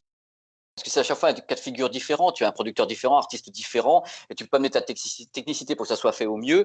Et c'est ça qui est absolument important dans ton travail. Donc, je vais prendre quelques questions parce que les questions, elles reviennent tout le temps, Simon. C'est vraiment à chaque fois la différence entre la qualité CD et la ARS. On y a répondu plusieurs fois, mais elles sont en rafale parce que c'est normal. Qobuz propose la qualité CD et de la ARS en 24 bits, donc que ce soit en 44.1, 48 ou 96. Et également, les gens, en fin de compte, j'essaye de savoir si vraiment tout cela est justifié. Je crois qu'on a répondu tout à l'heure quand tu as parlé de l'écoute à domicile avec du matériel. Il faut toujours, si possible, avoir la meilleure qualité possible. Mais est-ce que tu trouves, toi, en tant qu'ingénieur du son, je ne sais pas depuis combien de temps tu as commencé à travailler dans le dur, dans les studios? Combien de temps? Ça fait 3 ans maintenant, donc Ça fait quand même, 3 ans. c'est encore assez récent. Après, évidemment, à l'école, Parce que j'allais te poser une question, c'est savoir, sur les 10 dernières années, est-ce que tu as vu une évolution technique déjà de tout ce qui est autour de la prise de son, je veux dire les compresseurs, l'échantillonnage, est-ce que tu as vu quelque chose ou est-ce que tu as des trucs qui ont changé, des choses autour de ça que tu as entendu parler sur le métier? Moi, je pense que je suis arrivé relativement après toute cette évolution technologique et j'en suis assez content parce que. Tu as laissé la merde aux autres, je peux t'en parler. Non, mais c'est vrai, peut-être que tu connais ça, mais le matériel qu'on se trimballe aujourd'hui, voilà, je pense que c'est divisé par 10, peut-être le poids, grâce au numérique. Et quelque part, je pense aussi je pense aussi qu'on peut faire des choses qu'on ne pouvait pas faire avant. Et moi, je pense que c'est quand même aller dans le bon sens, même si il y a comme je disais tout à l'heure, tu parlais de production de Pink Floyd. Moi, je pense que je ne sais pas si un jour on arrivera à refaire sonner quelque chose comme ça, quoi. C'était ma question depuis le début. C'était de savoir, est-ce qu'avant, il y avait une autre façon de faire? Tu m'as parlé de temps, en effet, il y avait du temps, il prenait plus de temps en studio. Et cette façon, et justement, l'intérêt pour moi, qui suis un acheteur de musique, c'était justement d'essayer de racheter ce type d'enregistrement avec une très bonne qualité pour justement le mettre en exergue, parce que je pense que vraiment, il y avait une façon de faire sur ce type d'artiste et ce type de musique qu'on retrouve pas forcément maintenant. Et est-ce qu'on peut parler un petit peu de ce que tu connais, et je connais moi également, ce qu'on appelle le loudness war, cette manie qu'on a, producteur ou pas producteur, d'avoir une dynamique de 3 dB, quoi. Ça, finalement, la bonne nouvelle, c'est qu'à mon avis, avec les plateformes de streaming, théoriquement, ça devrait progressivement disparaître. Pourquoi? Parce que les plateformes de streaming, à mon avis, s'orientent vers, alors pas une normalisation dans le fichier audio, mais une normalisation à la lecture. Certaines plateformes le proposent, voilà, je ne citerai pas de nom, mais en tout cas, ce qui veut dire qu'en gros, votre loudness, donc on peut appeler ça finalement niveau sonore moyen de la piste, ça rend compte du niveau d'intensité. Du coup, il est mesuré à l'entrée à la plateforme, et ensuite, on va par exemple s'aligner pour YouTube, je crois qu'on va être plutôt autour de -11, pour Spotify, ça va être -14. Et voilà, alors c'est le niveau de loudness, c'est-à-dire vraiment voilà, c'est difficile d'imager ça. En gros, plus on se rapproche du zéro, plus on est fort en niveau et moins on peut avoir de dynamique. Du coup. Oui. Ce que je veux dire par là, c'est que du coup, avant, quand vous passiez des titres à la radio, un titre plus fort que l'autre saute aux oreilles et du coup, le producteur est content parce que tiens, on a retenu mon titre. En fait, c'est ça la loudness war, c'est l'histoire des pubs, les pubs qui étaient plus fortes que le reste du signal parce qu'il fallait que les pubs soient entendues. Voilà. Et du coup, justement, cette norme qui permet de mesurer la loudness et sur laquelle les plateformes de streaming commencent à travailler, pour certains, c'est déjà fait depuis longtemps. L'idée, c'est de dire, si j'aligne tous mes fichiers à -14, ou en tout cas que j'aligne par album, on ne va pas entrer dans le détail, l'avantage, c'est qu'il n'y a plus aucun intérêt à chercher à gagner en intensité. Parce que je vais essayer de taper très fort en niveau, de me rapprocher du zéro, donc il y en a qui vont aller à -5, hein, et au final, à la lecture, ça va retomber à -14. Ce qui veut dire qu'on aura juste pourri le son en essayant de compresser pour aller plus haut. Et au final, on a le même niveau de lecture que les autres, voire un peu moins, puisque la sensation de dynamique est plus faible. Ce qui veut dire que du coup, si les plateformes de streaming s'orientent dans cette direction, quelque part, et que ça devient la norme, je pense qu'on aura fini avec la Facto, puisqu'en effet, moi, c'est parmi mes plus mauvais souvenirs de mastering, c'est d'avoir entendu des choses qui étaient absolument, qu'on soit clair, techniquement abominables. C'est-à-dire que tu avais l'impression d'une compression maximale. À l'époque, tu te rappelles, là, on va parler de trucs, parce que bon, j'ai 45 ans, il y avait ce qu'on appelle le mix FM. Tu sais, le mix FM, tu l'as peut-être pas connu, parce que moi, je l'ai pratiqué, où il fallait en effet qu'on ait un niveau pour la FM avec les voix presque mises en avant, avec des trucs comme ça. On mixait les choses pour la FM. Et est arrivé juste après le Loudness War, qui était une catastrophe où il y avait la dynamique qui était complètement écrasée. Et si ce que tu dis arrive, ça serait plutôt sympa qu'une sorte de gestion différente et qui mette fin à tous ces systèmes que moi, dans tout ce que j'ai vécu dans les studios, étaient quand même très très mauvais pour la musique. Parce que toi, tu parles d'artiste, moi je te parle en effet d'artiste et de musique. Je trouve que c'est pas flatteur pour quelqu'un qui s'est crevé le cul dans un studio d'enregistrement et qui se retrouve avec ça au final. On est d'accord quand même. Non, c'est clair, ça n'avait aucun sens et puis c'était une espèce de course source. Mais voilà, d'où l'intérêt d'une norme finalement, tu vois, de dire bah ok, maintenant on va mesurer le niveau, on va aligner les niveaux là-dessus et comme ça, enfin quelque part, il manquait ça, c'est clair. Il manquait ça et je pense que toutes les plateformes ont intérêt à s'aligner là-dessus et comme ça, petit à petit, ce sera enfin voilà, que du mieux pour le son et la musique du coup. Bah, tu vois, il y a plein de questions, mais tu vois, il y a des trucs qui reviennent à chaque fois parce que par rapport à notre discours, Simon, tu as les gens qui reviennent toujours sur, en effet, 16 bits, donc qualité CD, 24 bits. On peut essayer également de parler ensemble, si tu le souhaites, des codecs pour expliquer aux gens que, je vais te laisser le faire, que peut-être, et même sûrement, à l'oreille, dans tous les cas, il n'y a pas de différence de qualité audio entre un fichier ALAC qui serait donc enfin, ALAC en 24 bits, ou bien le même fichier qui serait placé en PCM, qui serait placé donc en FLAC ou en WAV, c'est la même qualité audio, mais ce n'est pas le même type d'encodage. C'est ça qu'il faut expliquer parce que les En fait, gens. ouais, ce qu'il faut dire, c'est que sans rentrer trop dans le détail technique Ah de comment ça si, marche, bon, on peut, on peut essayer, mais en gros, il faut imaginer si. que dans un fichier, vous avez des 0 et des 1. Et en gros, la compression zip, enfin FLAC, c'est comme un zip. Par exemple, Ouais. vous avez, je sais pas, une centaine de zéros, et ben plutôt que de coder 100 fois le zéro, vous allez dire il y a 100 fois 0. Et là, vous avez gagné peut-être 90% sur cette partie-là du fichier. Et du coup, au moment où vous décodez, vous obtenez exactement vos 100 zéros de la même manière. Donc, il n'y a pas de. Il y a aucune perte en fait, c'est vraiment le même fichier, sauf qu'il y a des petites choses un peu, bah, voilà, c'est malin quoi, c'est une manière d'encoder le fichier qui permet que ça prenne moins de place. L'idée, c'est pour compléter ton discours, c'est tout simplement de dire qu'on retrouve au bit près ce qui était avant l'opération. C'est-à-dire qu'il n'y a pas d'artefact, c'est au bit près. On retrouve la même quantité, on retrouve l'information complète. En fait, c'est que des petites astuces. Typiquement, Ouais. quand je bossais à Cobuzz, j'ai remarqué qu'un Ah bon? fichier, Ça, tu l'as pas dit euh, tout à l'heure, j'ai signalé. Hein. typiquement un fichier mono, si vous le passez en FLAC, du coup, plutôt que de dire il y a la même chose à gauche et à droite, comme c'est le cas dans certains types d'encodage, et ben là, il va dire il y a deux fois la même chose, quoi. Ce qui veut dire que ton fichier pèse deux fois moins lourd au final, et ce qui n'est pas forcément le cas avec tous les autres formats. Et au final, vous avez perdu aucune information, vous avez juste, vous l'avez codé différemment.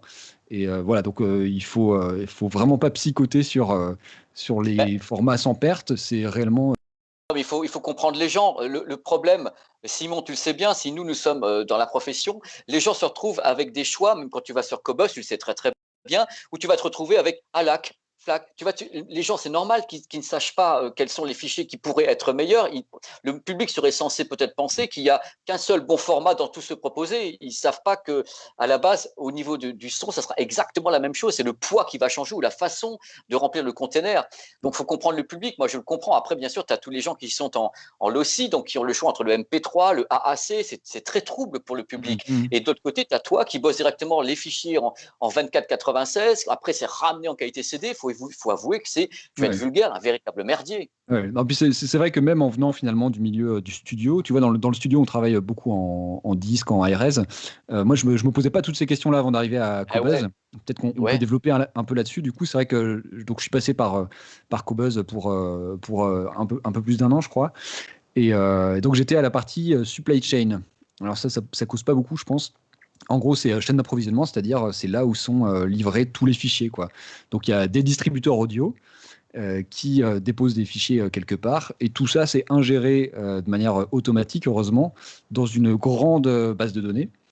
Mhm. Voilà. Et du coup, moi, je travaillais dans cette partie-là, c'est-à-dire s'assurer que tout se passe bien à ce niveau-là. Il y avait aussi un petit peu de contrôle et surtout sur la partie ARS. Voilà. Et il y avait aussi une partie gestion de base de données. Mais c'est vrai que voilà, tout ça pour dire qu'avant d'arriver à Cobuzz, il y a beaucoup de questions que je ne m'étais pas posées, même en tant qu'ingé son.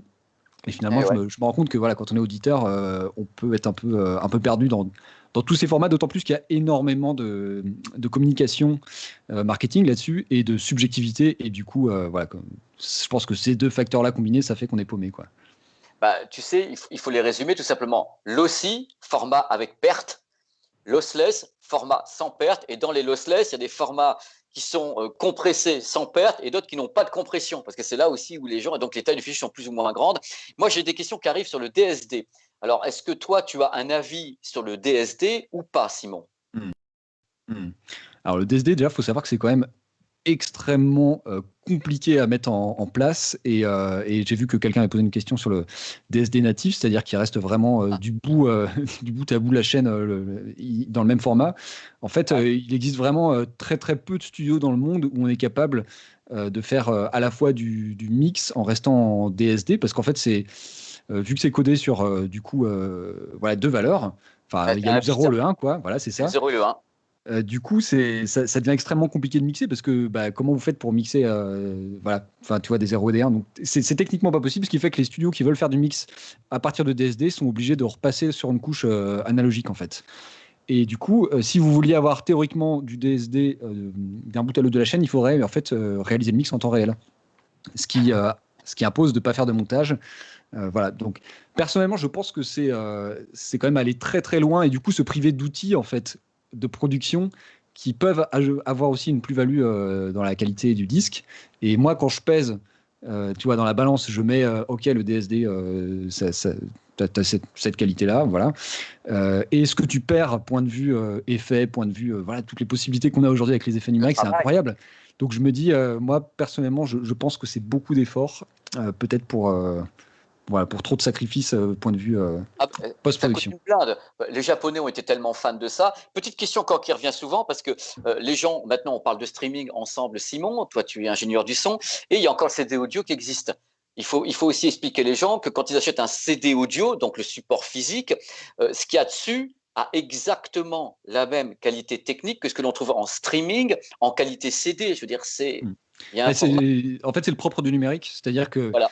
C'est soit ça marche pas. Vous avez soit exactement la même chose, soit vous avez rien, quoi. Parce que si un fichier numérique est endommagé, il fonctionne plus. Donc voilà, c'est vraiment reproductible à l'infini et quel que soit le support. Donc voilà, tu l'as dit, un streaming, téléchargement, disque, un master CD, ça reste exactement un master CD, quel que soit le support. Exactement le même. Simon, question qui arrive, et elles arrivent souvent, sur le MQA. Est-ce que toi, tu es à l'aise avec le MQA? Est-ce que tu as un avis d'ingénieur du son ou pas du tout sur le format de Meridian? Pas du tout, pas du tout. J'avoue que personnellement, j'écoute tout du coup, soit en qualité CD, soit de rares fois en RS. Voilà. Et quand je suis en mobile, comme je disais tout à l'heure, enfin voilà, dans le métro, moi personnellement, je vois pas l'intérêt de te passer sur une très haute qualité. Voilà. Mais du coup, non, je me suis jamais penché là-dessus. D'accord, parce que c'est un format dont on parle. Voilà, il y a encore vachement de questions sur le DSD, mais je crois qu'on a essayé de répondre parce que le DSD est complètement, il faut quand même employer le mot, est complètement atypique dans notre profession. On ne travaille pas. Moi, je n'ai jamais travaillé en studio en DSD. Hein, c'est très lié à des labels en fait, c'est des histoires de labels qui ont cette culture-là et du coup qui achètent le matériel parce qu'en fait on le fait pas avec n'importe quel matos et donc c'est déjà des matos qui coûtent cher, donc c'est un choix. Ce qui veut dire qu'un label qui choisit d'investir là-dedans, du coup il fait toute sa production là-dessus et c'est vraiment il va tabler là-dessus quoi. C'est-à-dire c'est sa plus-value, c'est son image. Donc c'est quand même, comme tu dis, assez atypique. Moi personnellement, des ingé sons qui travaillent le DSD, je suis pas sûr d'en avoir déjà rencontré. Moi, j'en ai pas rencontré. Hein. Je n'ai jamais eu l'occasion de rencontrer. Donc, tu vois, les questions fusent vraiment là-dessus parce que tu sais bien que les gens qui nous regardent aujourd'hui sont à la fois des fans de son, de musique, ils sont entre les deux univers, entre Cobuzz et le matériel. Et bien sûr, on commence à leur parler de DSD, de 24 bits, ça veut dire qu'ils adaptent en même temps tout ce que tu es en train de dire par rapport à des matériels, est-ce qu'ils peuvent les retranscrire ou pas. Il faut savoir quand même, il faut être conscient tous les deux qu'il y a les gens, depuis quelques années, ont accès à du matériel numérique qui permet d'aller vachement loin. Et justement, l'exigence d'avoir un meilleur son, c'est pour ça que je voulais t'interviewer. Les gens sont persuadés, Simon, que parce que c'est marqué qualité CD ou marqué qualité 24 bits sur l'interface ou une plateforme, ça veut dire obligatoirement que le son est bon. Alors justement, j'aimerais qu'on en parle ensemble. Est-ce qu'il peut y avoir des fichiers 24 bits qui sont absolument désastreux? Bah, tout est possible là en fait, pour plusieurs raisons. Je sais pas, je veux dire, non mais la musique peut être naze déjà, c'est le premier truc. Ensuite, il peut y avoir, voilà. Ensuite, il peut y avoir, je veux dire, un mix qui est raté, un master qui est raté. Vous l'encapsulez, vous l'encodez en 24 bits, il sonnera pas pour autant meilleur quoi. C'est-à-dire qu'il donnera le meilleur de ce qu'il peut, mais si ce qu'il peut n'est pas bien, bah voilà, ce sera pas bien au final. Donc il faut bien voir que c'est indépendant en fait. C'est-à-dire que 24 bits ne garantit pas la qualité du mixage ou du master. En revanche, il garantit que vous le reproduisez dans sa meilleure qualité possible. Je sais pas si c'est clair. Non, mais c'est clair, ça veut dire que ça peut être, le son peut être, entre guillemets, je vais faire les guillemets, pas très bon, parce qu'il est comme ça, mais en qualité 24 bits, de toute façon, il est au maximum du pas très bon. Exactement, c'est ça. C'est Ouais. ça, c'est que, mais parce que en effet, quand les gens, il faut les comprendre, ils achètent des trucs, ils achètent plus cher parce que c'est de la qualité CD, donc c'est plus cher que le MP3 et c'est plus cher que le AAC, donc ils montent à chaque fois en qualité. Et c'est vrai que les gens ont du mal à comprendre que l'ingénieur du son puisse justement avoir mal fait son travail au point de se retrouver avec un son qui est pas bon alors qu'ils ont payé pour. Mhm. C'est là où ton métier est compliqué et où c'est là en même temps que c'est compliqué sur Cobuzz. Moi, j'ai une question par rapport à ce que tu faisais chez Cobuzz dans ta ligne de production. Tu dis que tu réceptionnais les fichiers qui étaient mis donc quelque part, donc sur un serveur ou n'importe où, ça tu vas nous expliquer. Est-ce que sur les plateformes de streaming comme Cobuzz, on vérifie la qualité des fichiers avant de les mettre en ligne ou c'est impossible à faire? Alors sur la concurrence, évidemment, je suis pas capable de le dire. Non, non, En voilà. revanche, chez Cobuzz, oui, ça c'est clair que du temps où j'y travaillais, en tout cas, et maintenant je pense que c'est toujours le cas, il y a un contrôle qui est fait sur ces fichiers parce que sinon, je veux dire, c'est tellement simple d'encoder un fichier en 24 bits, alors que de réellement respecter d'un bout à l'autre de la chaîne le 24 bits, là, ça te demande un peu plus de rigueur. Donc oui, il y a un contrôle qui est fait. C'est assez simple finalement d'être capable de vérifier ça. Voilà, Tu fais quoi? Tu fais un foobar? Tu vérifies quoi? Comment tu le vérifies concrètement le fichier? En fait, il faut se dire, il faut raisonner comme ça. Il faut se dire que si vous encodez quelque chose qui est 16 bits, mais que vous l'écrivez dans un fichier 24 bits, il y a les 8 derniers bits qui sont à zéro tout le temps. Oui, oui, Voilà. c'est bien que Voilà. tu le dises, je le sais, Voilà. mais En fait, ce qui veut dire que ton fichier, du coup, si tu le compresses selon, ben voilà, en se débrouillant pour compresser ces 8 zéros de la fin, ben en fait, tu te rends assez vite compte qu'il y a un ratio de compression qui est trop important. Enfin bref, en tout cas, c'est détectable grâce à ça, quoi. bah, tu sais, c'est le même problème qu'on peut trouver. Il y a beaucoup de gens qui prennent des fichiers sur Internet parce qu'ils se disent que c'est marqué FLAC, tu vois, et à l'intérieur du fichier, tu as du AAC ou du MP3. Tu fais directement un truc, tu le repères tout de suite, mais c'est exactement le même problème. Encore une fois, moi, je peux comprendre que les gens aient du mal à. On parle de trucs qui sont quand même super pointus, on est d'accord, Évidemment, ouais. Ouais. Simon, toi et moi. Toi, en tant qu'ingénieur du son, là, tu es encore en train de travailler, tu es en plein dedans. Est-ce que tu as des attentes techniques par rapport à ton travail, des trucs que tu aimerais, sur lesquels tu aimerais voir la technique évoluer par rapport à la prise de son, au mixage? Est-ce que tu as encore des rêves à l'intérieur de ton travail? Mm. Si j'ai des rêves, je pense que ce serait plutôt du côté justement du bout de la chaîne, c'est-à-dire de l'écoute. C'est-à-dire que j'aimerais bien qu'on perde pas cette culture de l'écoute, que ce soit d'un point de vue apprécier la musique, c'est-à-dire prendre le temps d'écouter, mais aussi prendre le temps d'apprécier le son pour quand il est bon. Et du coup, voilà, c'est-à-dire qu'on arrête de dégrader. Je vois tellement de petites enceintes aujourd'hui qui paraissent des petites enceintes Bluetooth, des trucs. Et en fait, Simon, tu peux pas avoir en Bluetooth un son. alors oui, il y a ça, mais il y a aussi tout simplement, bah, avec un HP de cette taille, tu peux pas faire des miracles, même si aujourd'hui c'est assez hallucinant ce qu'on arrive à faire, je sais pas, sur des enceintes comme les Bose ou des choses comme ça. Je trouve que quelque part, la vieille tour ou des choses avec, voilà, avec des vrais HP, et j'aimerais bien qu'en fait on ne perde pas cette culture-là d'avoir une vraie chaîne hi chez soi. Parce que je pense que ce serait dommage, quoi. Et du coup, ça pourrait aussi décourager, peut-être sur le long terme, la culture du beau son en studio et en mastering, quoi. Ça serait quand même une catastrophe, ce que tu dis sous prétexte que tout le monde n'écoute pas sur des produits qui coûtent cher. C'est pas une raison pour que la production, enfin le Non, mais travail ce que je veux dire par là, c'est que ton mix, il sonne pas pareil, évidemment, dans une énorme enceinte que dans un petit truc comme ça. Ce qui veut dire que toi, tu dois quand même finalement jouer avec ça. Tu dois mixer pour tout le monde. Tu peux pas te dire, je vais faire en sorte que ça sonne bien dans tel système et pas dans un autre. Et c'est le rôle, il me semble, hein, du mastering, de faire en sorte que ça sonne le mieux possible dans chacun des systèmes. Et du coup, imagine qu'on tende vers un monde dans lequel il y aurait 99% de systèmes audio tout petits qui reproduisent pas très bien le son. Et ben, on va essayer de compenser ça au mastering. Et je pense que c'est dommage.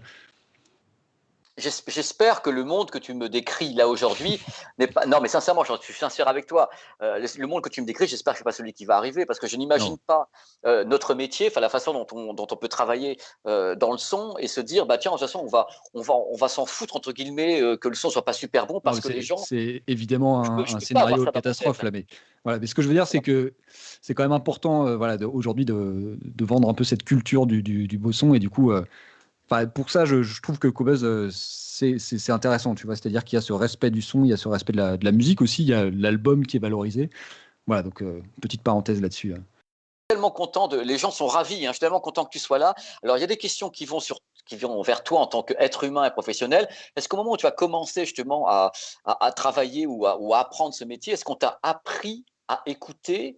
Est-ce que tu as des profs qui t'ont appris à écouter et de quelle façon est-ce qu'on t'a appris à écouter? Alors en fait, oui, il y a plusieurs types d'écoute. Pour moi, il y a l'écoute qu'on peut appeler globale, c'est-à-dire on t'envoie un son comme ça et puis tu le prends comme il est. Et ensuite, il y a ce qu'on appelle l'écoute réduite, c'est-à-dire être capable de discerner, d'aller chercher, je sais pas, la basse par exemple ou juste la guitare. Et en fait, c'est vraiment ça qu'on travaille, à mon avis, quand on est ingé son, c'est essayer d'être capable de discerner les choses malgré ces phénomènes de masquage qu'il peut y avoir, essayer d'aller trouver la flûte au fond de l'orchestre et savoir si elle est bien suffisamment forte ou pas, savoir si elle est assez ronde, s'il faut lui rajouter du grave. Donc voilà, en fait, l'écoute, c'est à la fois ça, donc travailler l'écoute réduite. Et après, alors peut-être moi je peux parler de la façon dont nous on a été formés au conservatoire. On travaille beaucoup en termes d'image sonore. Il faut s'imaginer qu'on se met entre une stéréo. Une stéréo, c'est fait pour ça, c'est pour être au sweet spot, c'est-à-dire au bout du triangle de ta stéréo.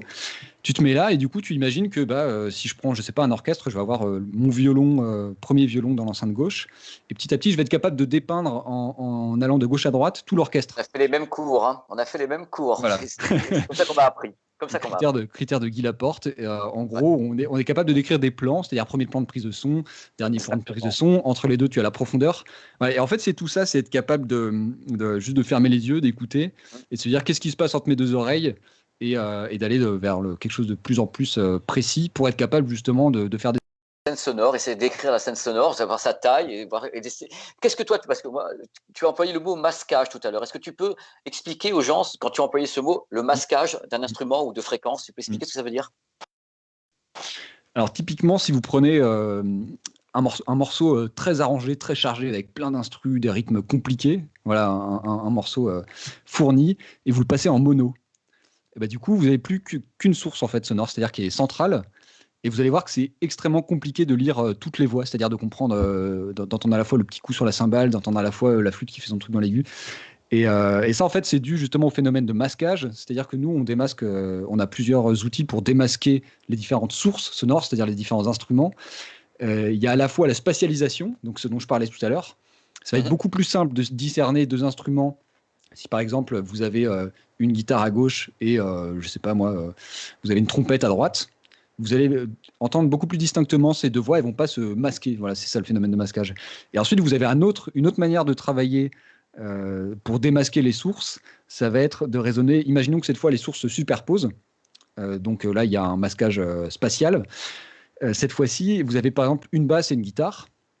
Ce que vous allez faire, c'est tailler dans les fréquences de chacun. Donc vous allez dire, la basse, moi j'ai envie qu'on l'entende plutôt dans le bas du spectre. Et la guitare, on va l'entendre juste un petit peu au-dessus. C'est-à-dire on va couper peut-être un petit peu en dessous de 200 Hz. Et donc ça, c'est une autre manière de démasquer les sources. Donc ça, c'est vraiment un travail de mix pour le coup. Vous allez virer du grave là où c'est pas nécessaire. Et comme ça, hop, votre basse va réapparaître. Mais je veux dire, c'est frappant. C'est-à-dire que des fois, tu es devant ta console et tu as ta basse et ta guitare à un certain niveau, centré. Et là, tu vas virer un peu de grave sur la guitare. Et en fait, tu vas avoir la sensation que ta basse réapparaît, est plus forte. Et voilà, donc c'est ça le phénomène de masquage. C'est vraiment jouer avec les outils qu'on a en mix, donc à la fois la spatialisation, les égalisations et plein de choses, pour tenter de donner à entendre à l'auditeur chacun des détails, chacune des sources.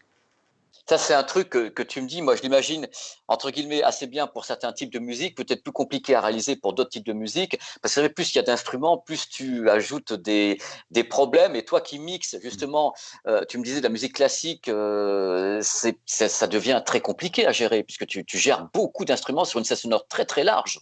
Mmh. Et en même temps, on a un outil qui est assez intéressant en classique au départ de la prise de son, c'est qu'on se base sur un couple stéréophonique. Donc ça parlera peut-être à certains.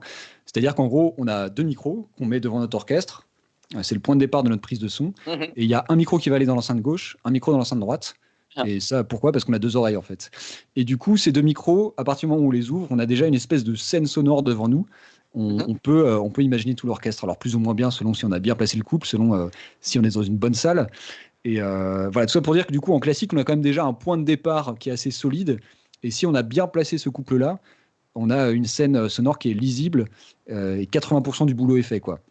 Donc en fait, en classique, contrairement à la pop ou dans plein de styles de zik, où on va être sur quelque chose de beaucoup Oh plus là là là là découpé, là. beaucoup plus travaillé. Ouais.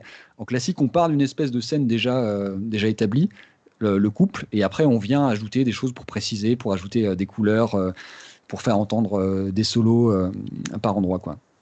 Toi, en tant qu'ingénieur du son, et on terminera ce live, je pense, dans 10 minutes, en tant qu'ingénieur du son, est-ce que tu trouves que c'est plus facile d'enregistrer, enfin, de faire la prise de son, l'acquisition d'instruments, ou est-ce que la voix est quelque chose qui, toi, te plaît peut-être plus? Il y a des ingénieurs du son qui aiment bien justement la prise de son des voix et autres qui sont très à l'aise avec ça et moins avec certains instruments. Toi, quelle est ton analyse personnelle de ça en tant que professionnel? Alors, moi, mon sentiment, c'est que quelque part, quand vous attaquez je sais pas, la prise de son d'un violon, je pense qu'on peut, pour le coup, tout à l'heure, je parlais des habitudes. Je pense que j'aurais moins. Je pourrais me dire, par exemple, je vais partir avec tel micro sur un violon, ça va bien sonner. Alors que sur une voix, je pense, oui, il y a des micros qui sonnent mieux pour les voix que d'autres. Et en Ah, même temps, c'est vraiment hyper important de tester plusieurs choses parce que les voix, c'est très très personnel, tu vois, ça va dépendre de chaque chanteur. Et du mhm. coup, peut-être que les voix, c'est peut-être un peu plus compliqué parce qu'il faut vraiment à chaque fois aller chercher à la fois. Il y a aussi une question de distance, c'est-à-dire que si je suis là, bah, vous m'entendez d'une manière, si je suis là, vous m'entendez d'une autre. Et en fait, c'est C'est mon radicalement avis. différent, quoi. Entre le micro, la distance. La distance, c'est aussi vrai pour les autres instruments, évidemment. Mais c'est extrêmement sensible pour les voix parce que vous êtes très proches. Ouais. Et voilà, du coup, il me semble que en pop, en tout cas, la voix, c'est vraiment. Enfin, et puis surtout, il ne faut pas se foirer quoi, sur la voix parce que c'est quand même souvent elle qui a le lead. Du coup, enfin, voilà, il faut qu'elle soit bien présente, bien réussie. Donc, en fait, ouais, c'est peut-être sur cet instrument-là qu'on peut avoir le plus de pression, je pense, quand on réalise un. Qu'on soit clair sur un point, ton métier à la base, c'est une alchimie entre l'acquisition, le mixage et le final qui va être justement l'ingénieur de mastering. S'il y a une de ces parties qui a foiré, le résultat est foireux. Il y a des choses, on ne peut pas tout rattraper au mastering final. Comme dans une chaîne audio, tu vois. C'est-à-dire que Voilà. si tu as un câble qui est pourri, bah, le reste derrière sera aussi. Il y a une question simplement que j'ai vu passer en début Avec qui plaisir. m'intéresse. Alors, c'est Rachid Ziane qui demandait est-ce qu'on n'aurait pas intérêt à corriger systématiquement la courbe d'un casque avec un égaliseur paramétrique ou Ah, elle est bien une celle-là. autre courbe. Voilà. Celle-là. Voilà. Moi là-dessus, ma réponse, c'est personnel, mais je dirais que pour le casque, non. Et pourquoi? Parce qu'il n'y a pas d'influence extérieure. Contrairement à l'enceinte, où là, c'est-à-dire qu'une enceinte, elle est ce qu'elle est, donc elle a ses qualités intrinsèques. Ensuite, vous la mettez dans une pièce, et votre pièce, elle a aussi ses qualités intrinsèques ou ses défauts, quoi. Par exemple, si vous avez une pièce résonante, si vous avez une pièce cubique où il n'y a rien dedans, vous avez des modes acoustiques qui vont se créer, et du coup, peut-être que ces modes-là, c'est voilà, des niveaux, des fréquences qui vont résonner. Vous aurez envie de les corriger avec ces filtres. Alors que finalement, le casque, il est posé sur votre tête. À part la structure de vos oreilles, globalement, il n'y a pas de, il y a pas de paramètres extérieurs qui influencent. Donc, je pense qu'il n'y a pas besoin de correction. Et- Non, mais c'est bien, faut que tu dises aux gens qu'en studio, enfin, on travaille avec un casque. Moi, j'ai toujours travaillé avec un casque en studio. On ne travaille pas avec des intras, on travaille avec des casques. Et on fait bien sûr des écoutes. Après, tu l'avais dit tout à l'heure, justement, il y a des gens qui font des écoutes. Après, même s'ils enregistrent en 24-96, ils travaillent après avec des écoutes d'enceinte de monitoring en 16-44-1. Mais globalement, on est avec un casque. Mhm. Il faut que les gens sachent que c'est mixé comme ça. Mixé comme ça, Alors, à la base. Alors c'est vraiment, pour moi, c'est une alternance entre plein de systèmes. Enfin, c'est comme ça que je bosse. Je considère que si ça sonne bien dans plusieurs systèmes, tu as moins de chances de te Voilà, planter que si tu as vérifié que sur un seul système. Et exactement. je pense que c'est assez général quand même dans le milieu du son aujourd'hui. Ouais. Tout le monde. Alors, pour finir, est-ce que tu peux nous reparler un petit peu, parce qu'il y a un truc qui m'a passionné, parce que c'est un univers aussi que je ne connais pas très très bien, sur la prise de son en live. Alors, c'est un métier radicalement différent que personnellement je ne maîtrise pas. Quels sont les challenges que tu rencontres toi dans ton travail pour le live? Alors, bah, le challenge, c'est une fois que c'est parti, évidemment, pas question d'aller sur le plateau pour, pour reculer un micro. Voilà, non, mais ça paraît con, mais ça veut dire qu'en Non, gros, non, mais c'est t'as vrai. qu'une chance, quoi. Ta balance est terminée. Il n'y a pas le truc où entre deux prises, tu dis, bon, bah, finalement, Tu le violon est un m'expliques la peu loin. balance, s'il te plaît? Tu expliques la Ouais, alors, balance, s'il te plaît? balance, en gros, c'est avant la première prise. On prend 1 heure, 2 heures, 3 heures, le temps nécessaire pour venir placer chaque micro. On l'écoute indépendamment, on l'écoute avec les autres, on l'écoute avec le couple. On essaye de faire une première essai de mix, mais très très grossier. Et du coup, ça permet de dire, ok, bah là, en l'état, si je commence les prises, en post-production, j'aurai un truc bien, quoi. Je pourrais bosser à partir de ça. Du coup, voilà, la balance, c'est cette étape où on construit le son. Et ça, pour le coup, c'est vrai pour le classique et pour la pop. Voilà, à chaque fois, il y a une phase qui est un peu laborieuse pour les musiciens parce que des fois, ils doivent taper pendant une demi-heure sur un tome. Mais c'est là qu'on construit le son et après toute la suite dépend de ça en fait pour la qualité du son. Donc c'est vraiment le moment où je pense que l'ingé son a le plus de pression. Du coup, tout ça pour dire qu'en live, une fois que c'est parti, c'est parti. Donc personnellement, j'ai tendance à prendre moins de risques sur la prise de son live. Par exemple, je vais peut-être chercher à aller un petit peu plus proche. Comme ça, je suis sûr que dans le micro-violon, j'aurai du violon et j'aurai pas autre chose. On est Tu vois, d'accord. c'est-à-dire même dans les moments où ça joue triple forte, je sais que je vais pas être emmerdé par le hautbois qui joue un peu trop fort au fond. Et du Ouais. coup, je vais me mettre un peu plus proche, ce qui fait que je suis sûr d'avoir ce que je veux sous mes doigts.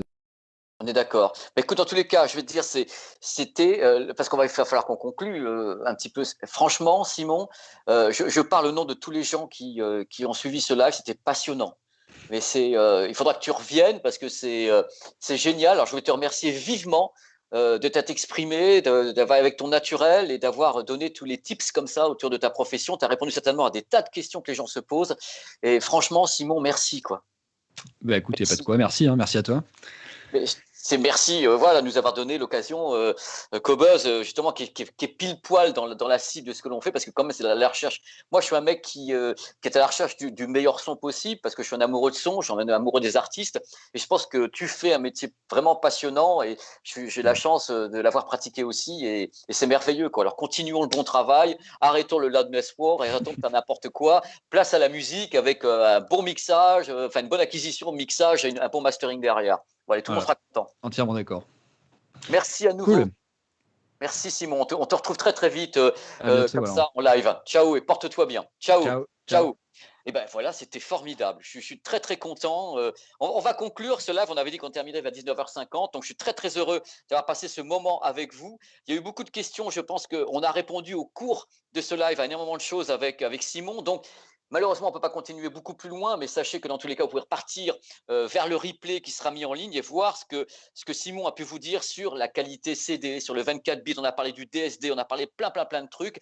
Tout a été abordé, pardon, il va falloir que je prenne un thé. Tout a été abordé, la prise de son, l'acquisition. On a parlé vraiment de tas de trucs absolument géniaux qui correspondent complètement à l'univers que nous vivons actuellement, ainsi que nous avons parlé également du Bluetooth, de l'évolution possible de cet univers que nous vivons actuellement avec des enceintes qui sont peut-être pas tout à fait performantes et on espère que ça n'engendrera pas une certaine baisse de qualité de la part du mastering.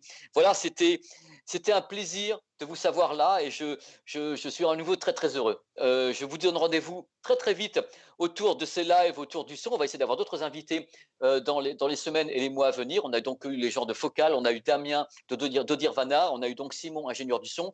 J'aimerais en même temps qu'on essaie de trouver d'autres ingénieurs du son parce que c'est sympa. Chaque ingénieur du son a sa façon de travailler, son approche en effet de la captation, enfin de l'acquisition. Et c'est toujours très très intéressant de voir comment chaque ingénieur du son travaille et quelle est sa philosophie vis-à-vis justement de la musique. On a vu tout à l'heure que Simon était très très axé sur l'aspect artistique de ce qu'il est en train de travailler en quelque sorte. Merci, je vous souhaite une excellente soirée. Je vous dis à très très très vite.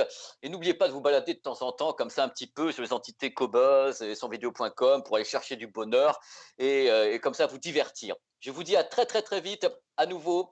À bientôt. Je vous souhaite une excellente soirée et je vous dis prenez soin de vous. Et dans peu de temps, dans 8 minutes, je crois, on pourra applaudir à la fenêtre tous les gens qui nous aident tous les jours. C'est pas uniquement le monde médical, ce sont les gens qui sont dehors pour nous permettre d'avoir actuellement de l'électricité, Internet, de l'eau, des logistiques, pour avoir à manger dans les supermarchés, des gens que je salue à chaque fois.